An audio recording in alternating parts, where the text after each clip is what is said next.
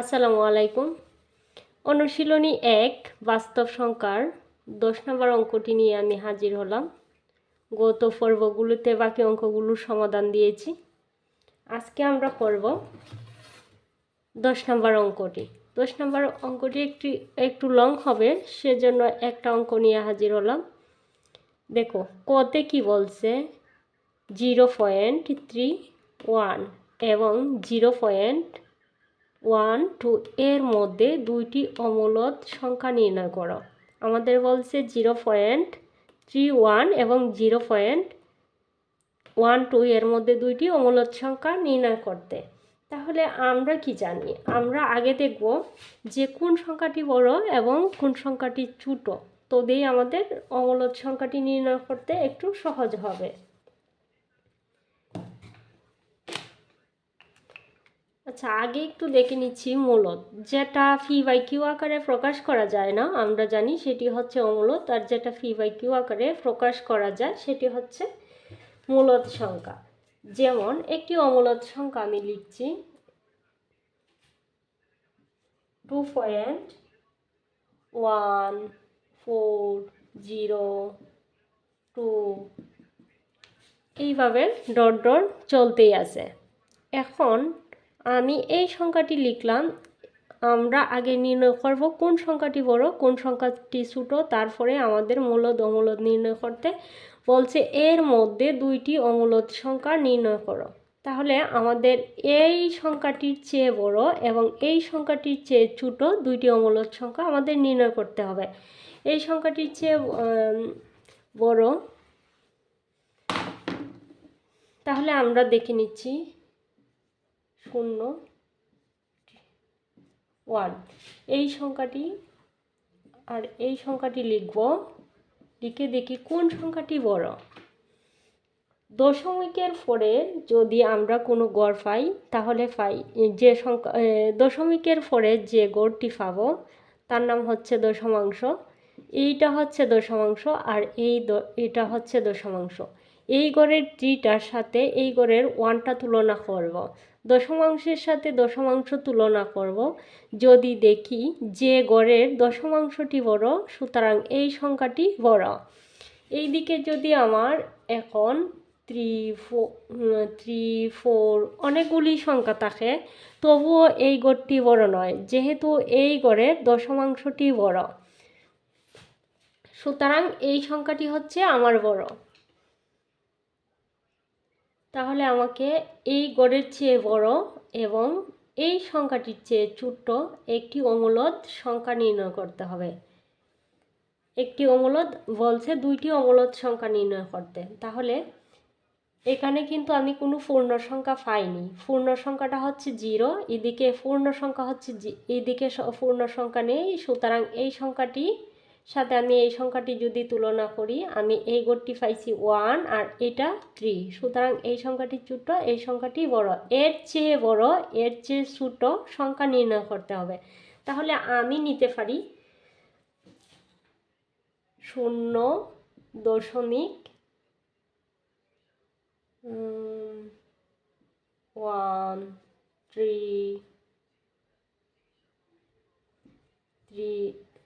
একই সংখ্যা বারবার আসবে না, তাহলে এটি মূলদ সংখ্যা হয়ে যাবে।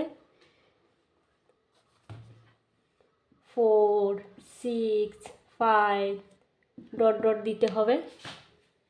এই সংখ্যাটি দেখো 12 এর চেয়ে বড় আর 31 এর চেয়ে ছোট। 0.12 এর চেয়ে বড় 13 লিখছি আমি, আর 31 এর চেয়ে ছোট আমি আরেকটা সংখ্যা। আচ্ছা, তাহলে আমরা ধরি, আমরা অঙ্কটি করতে পারি। এখানে লিখে দিচ্ছি, এখানে লিখলাম, সরি, যেহেতু অঙ্কটি করব সেজন্য তুলনাটি আমি এই জায়গায় লিখে রাখলাম। মনে করি লিখতে পারি, মনে করি x সমান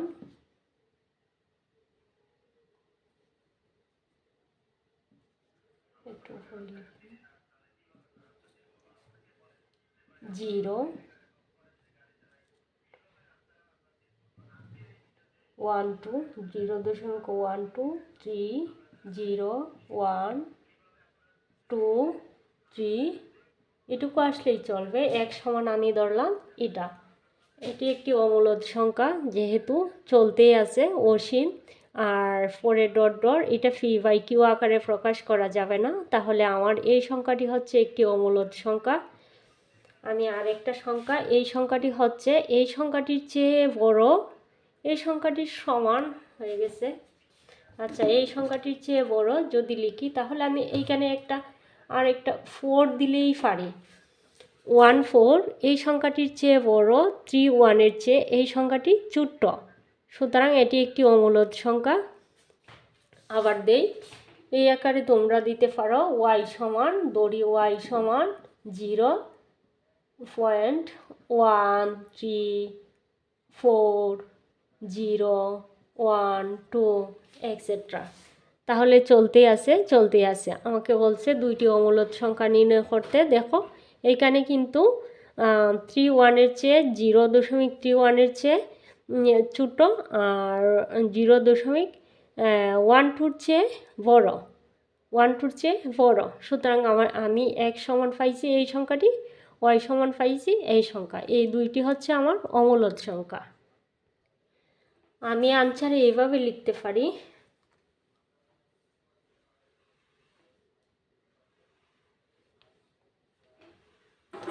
তাহলে আমার আনসারটি দাঁড়ায় অতএব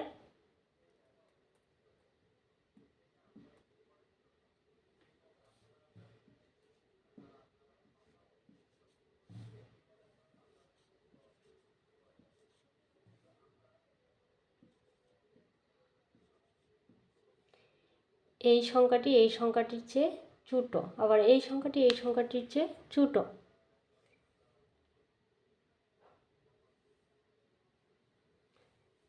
12-এর চেয়ে x বড় এবং x-এর চেয়ে 31 বড়, 31-এর চেয়ে x ছোট।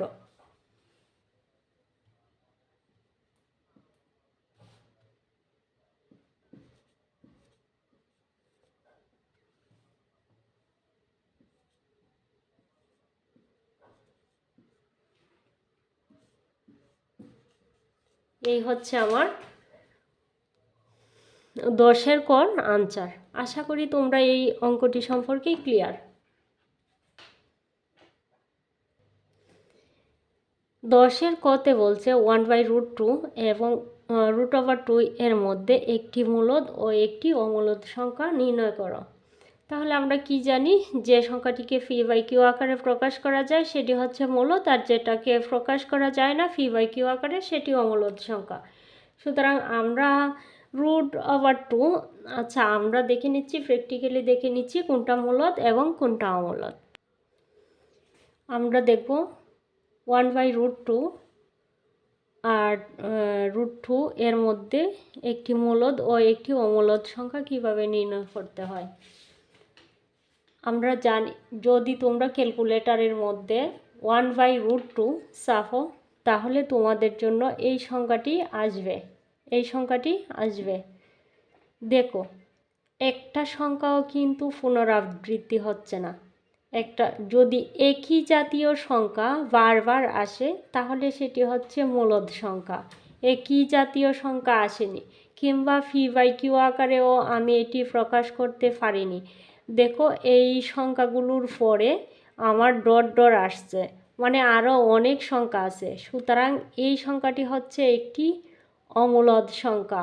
1/√2-র মান হচ্ছে এই। তোমরা যদি ক্যালকুলেশন করো, ক্যালকুলেটারে 1/√2-এর চাপ দাও, তাহলে তোমাদের জন্য এই সংখ্যাটি আসবে। সুতরাং এই সংখ্যাটি হচ্ছে আমার আনসার, এটি হচ্ছে একটি অমূলদ সংখ্যা। ঠিক তেমনি √2-র মানও আমি পাইছি 1.4 142 ইত্যাদি অনেকগুলা আসছে। সুতরাং এটিও আমার একটি অমূলদ সংখ্যা।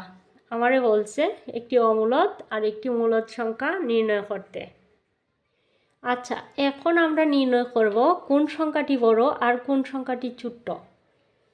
দেখো, দশমিকের পরে এই গড়টিরে বলে দশমাংশ, আর এই গড়টি শতাংশ। আচ্ছা, আমি দশমাংশের গড়টা পাচ্ছি, এই সংখ্যাটি বড়, কিন্তু এই গড়ে শূন্য, এই গড়ে পূর্ণ সংখ্যা আছে, পূর্ণ সংখ্যা সব সময়ই বড়।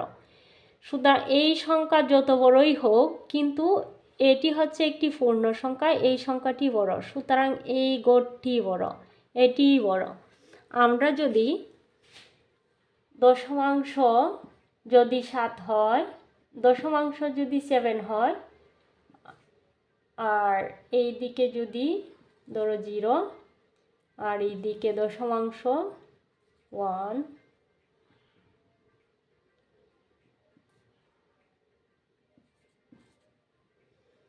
দেখো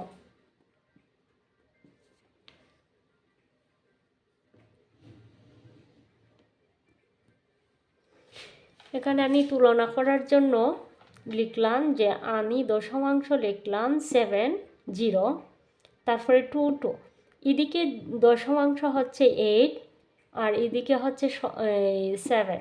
কোন গড়টি বড়? আমার এই গড়টিই বড়, কারণ এইখানে তুলনা করার পর দশমাংশ বড়। শতাংশ আমি দেখব তখন যখন দেখব দশমাংশ 1, তখন দেখব শতাংশ বড় কিনা। যদি দশমাংশ 1 হয়, যদি 7 হয় এটা, তাহলে আমি তুলনা করব এই শতাংশের সাথে শতাংশ। তারপরেও যদি 1 হয়, তারপরে আমি তুলনা করব এই গড়ের সাথে এই গড়টা,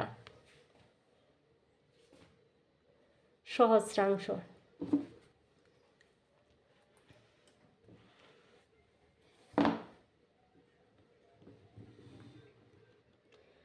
আমাদের এখন আর দশমাংশ, শতাংশ, সহস্রাংশ কিছু দেখা লাগবে না। এই গড়টি যেহেতু পূর্ণ সংখ্যা আছে, এই গড়টিতে 0, সুতরাং এই সংখ্যাটি হচ্ছে এই সংখ্যার মানটি হচ্ছে আমার বড়। আমাকে এখন একটি মান নির্ণয় করতে হবে যাতে এই সংখ্যার চেয়ে বড় হয় আর এই সংখ্যার চেয়ে ছোট। তাহলে এই সংখ্যার চেয়ে বড় 0. আমি এতক্ষণ অমূলদ সংখ্যা নির্ণয় করছি, এখন আমরা মূলদ সংখ্যা নির্ণয় করব। মূলদ এই সংখ্যার চেয়ে বড়, তাহলে আমরা লিখতে পারি, তাহলে এই সংখ্যার চেয়ে বড়। আমরা এটারে দেখো, এখানে আমরা দশমিক আছে তার জন্য 1 দিলাম, দশমিক আছে তার জন্য 1, দশমিকের পরে 2 ঘর আছে তার জন্য 0, আমরা p/q আকারে প্রকাশ করতে পারি। সুতরাং এটি একটি মূলদ সংখ্যা, এই সংখ্যাটিকে আমি p/q আকারে প্রকাশ করতে পারছি। এই গড়ের চেয়ে ছোট এবং এই গড়ের চেয়ে এর মান বড়, সুতরাং p/q আকারে এই সংখ্যাটি আমি প্রকাশ করতে পারছি, এটি একটি মূলদ সংখ্যা। আবার কাটতেও পারো, আচ্ছা কাটার দরকার না, এখানেই ধরি 1 সমান লিখলাম। আবার আমরা y সমান লিখতে পারি, আর একটি সংখ্যা লিখতে পারি 0.82। এটাকেও আমি দেখো, আমি কিন্তু ডট ডট দেইনি, আমার কিন্তু একাধিক সংখ্যা চলে আসেনি, তারপর আমি ডট ডটও দেইনি, সুতরাং এটি একটি মূলদ সংখ্যা। আমি লিখতে পারি দশমিকের জন্য 1, দশমিকের পরে 2 ঘর আসছে তাই 0, তাই 82। এটিও একটি মূলদ সংখ্যা, একে আমি p/q আকারে প্রকাশ করলাম। আনসারটা দেখি কি হয়। আনসারটা আমরা এইভাবে লিখতে পারি 1/√2, 1/√2 সমান, আমি এটা x ধরলাম, সুতরাং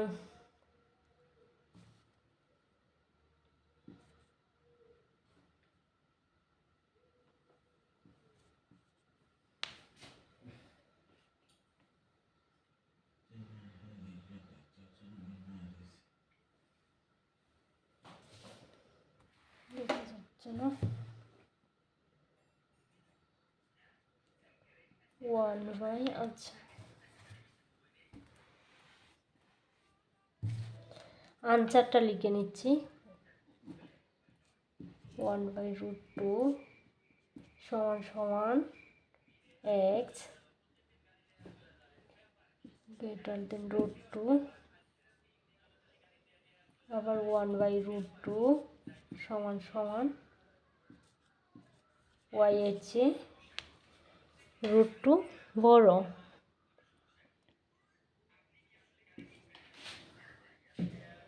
√2 এর চেয়ে y √2 এর চেয়ে y ছোটো, আর 1/√2 এর চেয়ে y বড়। এটি হচ্ছে আমার মূলদ সংখ্যার আনসার। আর মূলদ সংখ্যা সমান আমি কি পাইছি, এই আনসারটা না দিলেও চলবে, তোমরা মূলদ সংখ্যা সমান এই দিতে পারো। মূলদ সংখ্যা সমান 0.80 সমান সমান 100/80। এটি হচ্ছে আনসার, এটি হচ্ছে মূলদ সংখ্যা। আমি দুইটা নির্ণয় করছি, তোমরাও করতে পারো। এই যে 82/100, এই হচ্ছে আমার আনসার। সকলের প্রতি অনেক অনেক অনেক আন্তরিকতা থাকলো, আর সবাই ভালো থাকবেন এই কামনায় আজকে এখানেই শেষ করলাম। আল্লাহ হাফিজ।